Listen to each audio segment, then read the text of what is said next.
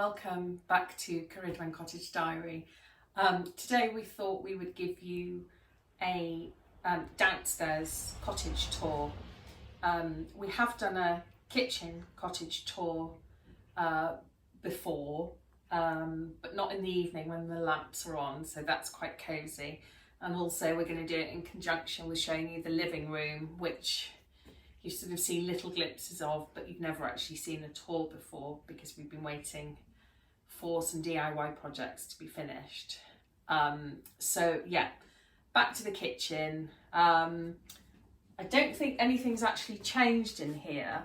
So as I said before, we've got our plates in the top of our cupboard here, all our tinned goods in here, and then things like the cat litter and cleaning products in the bottom drawer.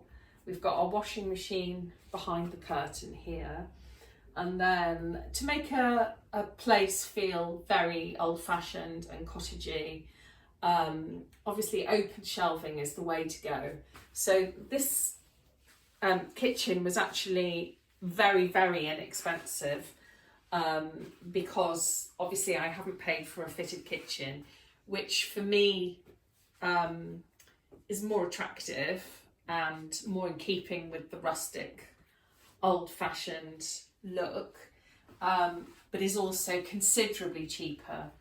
I mean, we've put in a Belfast sink and got a lovely oak worktop, which is local oak, and that was the biggest expense that we've had in the kitchen. Everything else are literally from second-hand shops, tiny little shelving. And again, because dark brown furniture isn't particularly fashionable, and hasn't been for a few years, though I absolutely love it. And you'll see throughout the cottage there's dark oak everywhere because I love that old-fashioned Jacobean look, and I just find it really, really cosy. And as I've said, the advantage is that it's very cheap. So yeah, all of the items were incredibly cheap, so just keep a lookout. In the UK we have car boot sales, which is a really good hunting ground for me, where I have over the years picked up little things. You know, I found this little light, well, it wasn't even a light, it's sort of like an old ship's lamp, which I had converted, so it's now an electric light, which is really quirky and cute. And because we live right by a river and only a couple of miles from the coast, gives it sort of quite a nice sort of fisherman's cottage sort of vibe. So we've also got some scrubbed pine, because I do think you have to have a little bit of contrast with wood, so it's not all dark oak. It is nice to have a little bit of something else to make it rustic. But kind of my dream for the cottage, well, mine and Daisy's dream for the cottage, was that it has a Hobbit house, Mr. Tumnus from Narnia kind of vibe. So I don't know if we've achieved it. For us, we've achieved it. Maybe other people wouldn't think so. But I think it's got the ambience of that sort of house anyway. Very rustic, very, very cosy. I suppose part of the reason why I was inspired by them is because they were also very small spaces. So it lends itself very well to sort of fitting in with a very rustic, tiny old stone cottage. So yeah, we've got, I love having all our herbs up, even though with flies and things, it's not really practical to have, for us anyway, herbs drying up for culinary use. And also they sort of, it's quite a damp climate in Wales, so they can mould quite easily. So we mainly use these if we're doing sort of little rituals and things. But we do have our garlic and shallots hanging up that we grew in the garden, which we do eat. But if we're going to eat herbs, then we've got a dehydrator, so we we prefer to do that because things go quite mouldy quite quickly in a old stone Welsh cottage. Again, if you haven't got a lot of space, it's actually quite nice to have open shelving, because then all your sort of dried goods you can actually put on a little shelf, and actually becomes quite an attractive feature. So I do recommend going for that, because I think it's tempting if you do have a very small place that you think, I've got to have a fitted kitchen. And certainly the sort of experts are always saying, have a fitted kitchen, because you can fit in, you know, if it's properly designed, you can fit in lots of cupboards and workspace. And I mean, it's probably true for some spaces, but I think for a cottage, it's actually nice to work really as the sort of initial inhabitants of the cottage would have lived. So, you know, they would have prepared their meals, you know, chopping their meals, you know, their vegetables and things on the kitchen table, and I really like that. What else have we got? We've got this this door was very cheap, that we got from a reclamation yard. It was literally a couple of pounds, but again, it's sort of it's adding layers, all the sort of textures and lots of old things are just adding layers of interest, and just layers of character really. We exposed this. We are going to insert, I don't think we've done it before actually for the kitchen and dining room, I don't think so, of the kitchen and living room. So we're going to insert pictures of how the kitchen and the living room looked when we bought the cottage, and stayed that way for quite some time. So don't ever feel that you've got to, you know, rush a project. I mean, I know in the world of Pinterest and YouTube and Instagram and things, we're all desperate to have immaculate, perfect, dreamlike houses immediately. And of course it's tempting, and we were desperate to get it done, but actually it's quite nice if it sort of slowly evolves, and we had no other option really. So, but we did, this was covered over, so this was literally bricked up and then plastered over and then wallpapered over with psychedelic 60s wallpaper, and like a little electric fire just here. And so it was wonderful to expose this, and this absolutely enormous bit of slate here. And we also exposed the beams. As I said in an earlier video about the kitchen, again, if you've got a small space, if things out of necessity, as they do for us, have to be on show, you know, make them as attractive as possible. If you can get vintage, original vintage or vintage style things, then they can be out, rather than having to then have cupboard space or some sort of storage space to put the unattractive things. So basically our philosophy was, don't buy anything unattractive, work hard to try and find attractive things. So yeah, I mean, I absolutely love, let me just put the landing light on, I love this old wooden ironing board, because I can put it out, and actually I consider it a feature rather than something unattractive that we're forced to have there because there's nowhere else for it.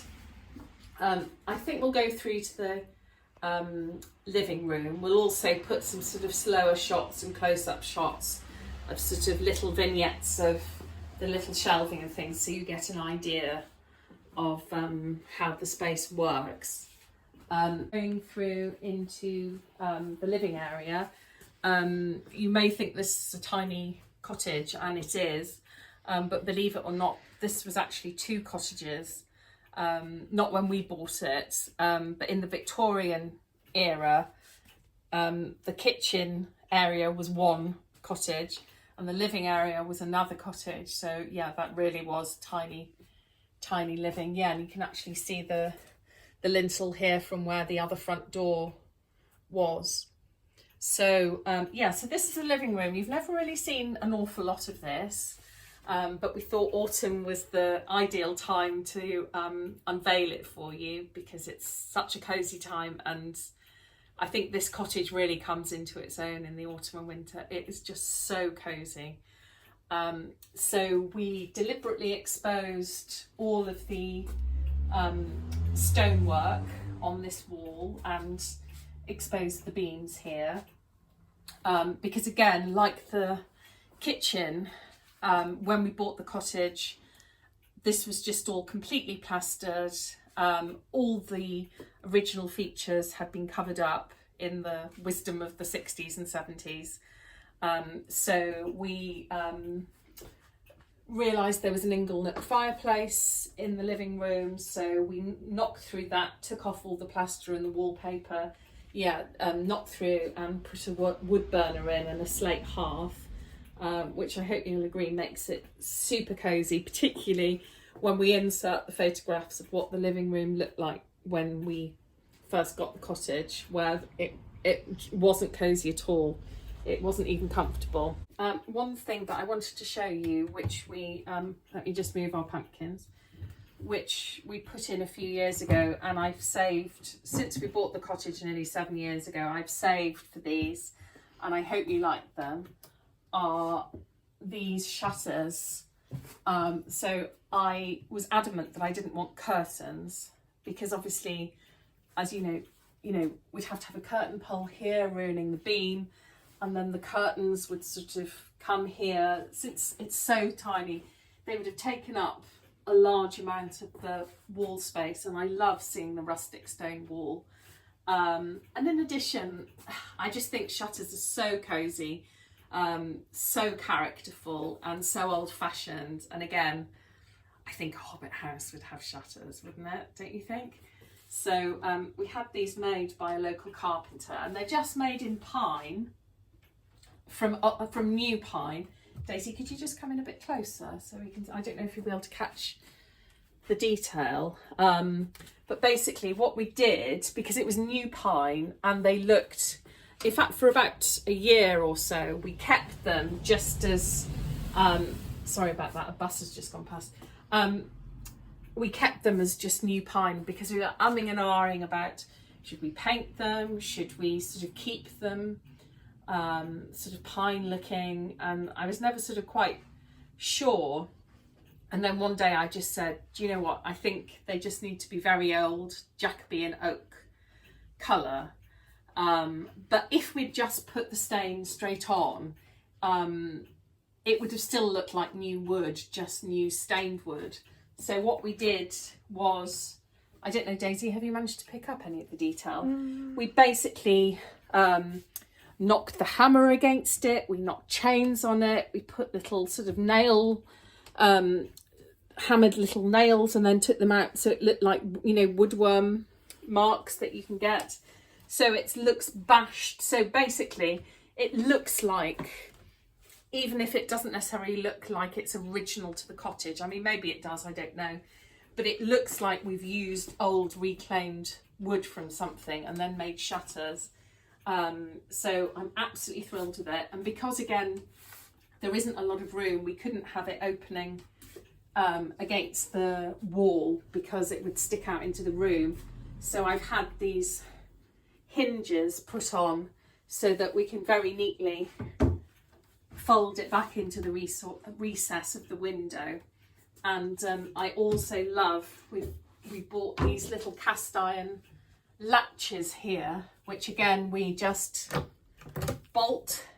So because it's single glazed windows, we've got the original glass, so it's very, very thin glass, and so again this stops the drafts coming through on a cold autumn and winter's night. And also what's brilliant, because we've got them in the two windows in the living room, and then we've got them in our bedrooms as well, is that it completely stops the light coming through. So in the summer it's brilliant because you don't get woken up by the sunlight coming through your curtains at 5 o'clock in the morning, because it's basically dark till you decide it's time to get up, which is quite handy when you've got cats that as soon as it's light are screaming. Yes, here's Moonbeam. Hi. You can say hi. So yeah, if you've got cats that want to be fed as soon as it gets light, shutters are the way to go. So yeah, we absolutely love those. And to be honest, they weren't much more than having a pair of curtains custom made, which I can't sew to save my life. So we would have had to pay somebody, and because they're quite an unusual size window, we couldn't have just bought off the peg curtains. We would have had to have them made to measure. So yeah, they're absolutely brilliant. I love them. And yeah, we've got another one there. And then we've got our little bureau here. So Daisy, when she's home, studies here. We've got a little nature book, which is lovely. It's all wildflowers that you find in the UK from season to season. So depending on the month, we turn it over and have a different seasonal look. We've got little feathers that we've collected from the garden in a pot.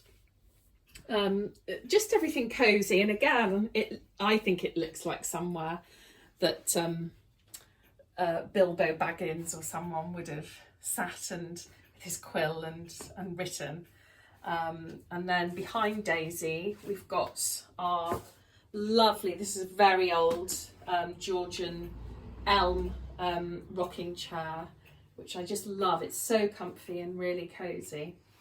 And then we've got, yeah, our woodburn that we've put in. This is a lovely, very old little milking stool. This was made by, this is a Welsh stick back chair, which has always been very popular for hundreds of years in Wales, to have next to your fireplace. But this is actually a new one. There's a local shop where a guy is making new Welsh stickback chairs. They're exactly the same design as they would have been for hundreds of years. But I just thought, again, I've got a lot of dark wood in this room, and I just thought having a lighter piece, even though this is, I think this is oak as well, but having it that sort of bleached look, I think makes it rustic and also makes the sort of the darker pieces sing a bit more, rather than, I think if we'd had a dark chair next to the very dark grandfather clock, it may have looked a bit too heavy and yeah, just not look quite as stylish.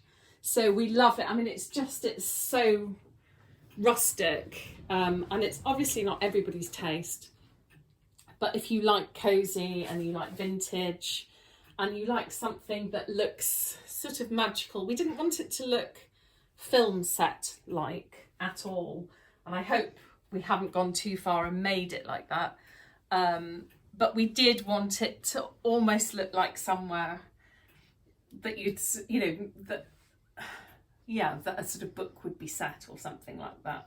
So yeah, we do love it. This is our most recent purchase, which I absolutely love. It's a clock from the 1700s, a Welsh clock, and oh, it's just lovely. In fact, if I'm quite remote, you might hear it just tick. In fact, it's going to chime actually any minute, isn't it? So that might interrupt the video. But it's so beautiful and it just fills that space.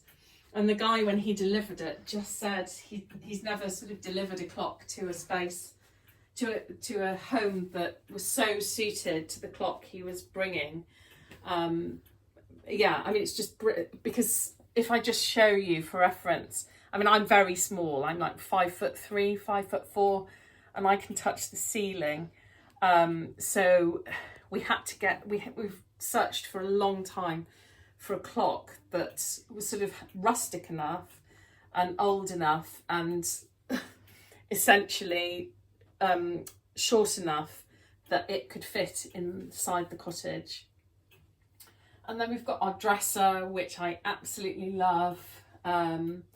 We've got the ubiquitous willow pattern, blue and white pattern, which again, every Welsh cottage or farmhouse would have had and quite often still does have. And then we've just got lots and lots of nature finds. And I just think it just makes it look so cosy, all the sort of neutral tones. And yeah, some very, very precious pieces to me. I just think it's beautiful. And autumn is our favourite season. And when we were first doing the cottage, our initial instinct was to sort of think, oh, well, we'll get lots of sort of orange things or red things to make it look very autumnal. And then I thought, that won't necessarily work so well in spring and winter. So I decided that instead of doing that, we would just try and have it very, very neutral inside the cottage. So there's very little colour. I'm probably the only bit of permanent colour really comes from the blue and white china on the dresser. The rest of, and the books, of course, and I'm sort of low. I know some people do, and I understand why they do it. I know some people would turn all of those round, so you just had neutral pages. I just can't bear to do it for a start. It would just take forever to find the book that you wanted. I'm just not prepared to do that. I need a space to be functional. But I still think it doesn't detract from the fact that, you know, everything in the room is very, very neutral. And then, of course, because of time, space and money, even though I love those videos where every season people go out to the shops and get different cushions and blankets and cups and plates and all sorts of sort of things to hang about, even though that I love that and I watch those videos all the time and find them really cosy and exciting, there's also something very satisfying about this place, that the stuff that we've got in this cottage works in every season. So at the moment we've got lovely rosy little apples that we got actually for free outside a shop in the local town.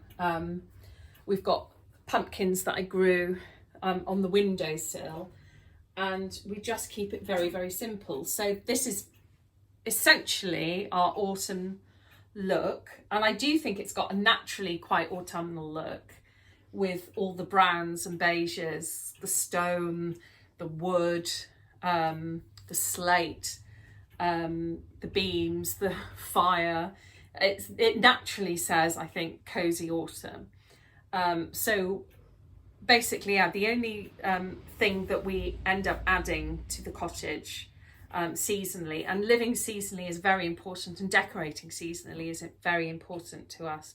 We do follow the circle of the year. It's something that's very special to us.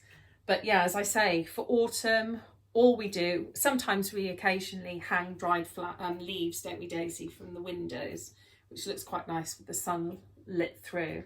But we kind of also think, because we're going for that very old-fashioned Hobbit house look, if we had plastic pumpkins everywhere or ghost pillows and that sort of thing, it would lose something for us.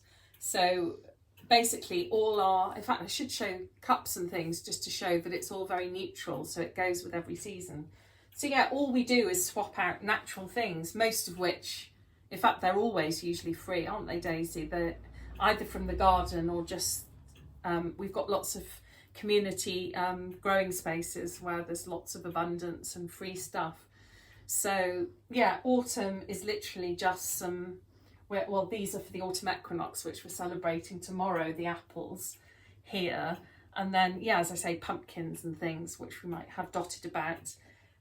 And that's all people historically would have had in the cottage at the absolute most.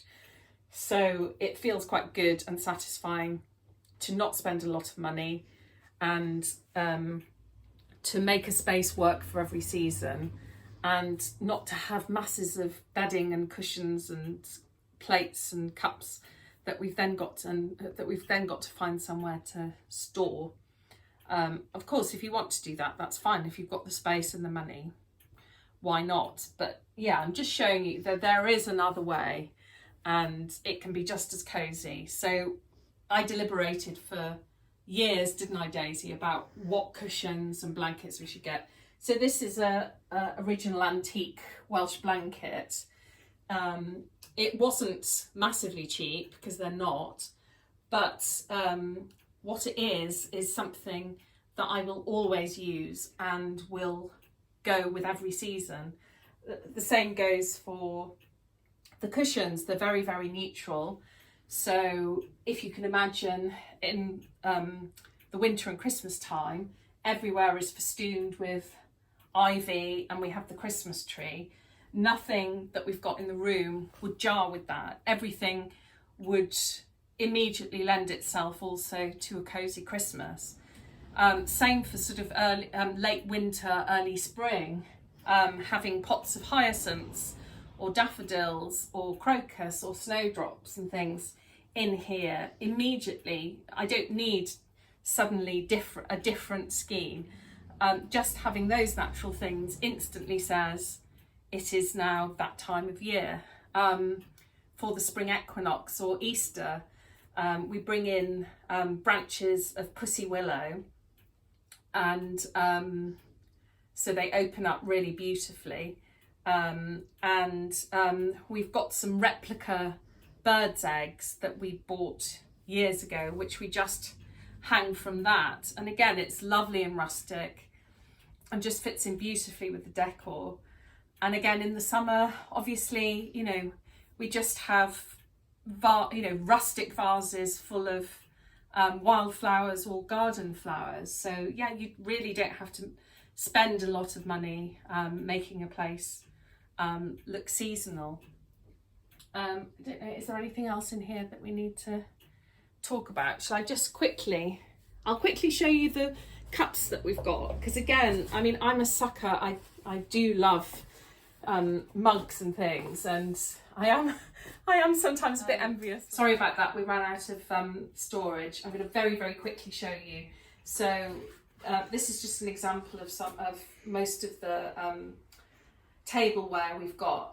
As you can imagine, this would go really well for autumn with pumpkins and candles, really well for Christmas or winter solstice with ivy and candles, and jars and vases of lovely spring and summer flowers.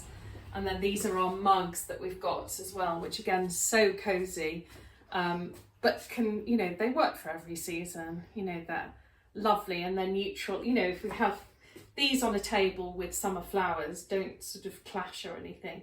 So yeah, I'm just sort of saying, if you don't have the money or the space, you can make a lovely space that's feels seasonal, without getting totally new things for the season.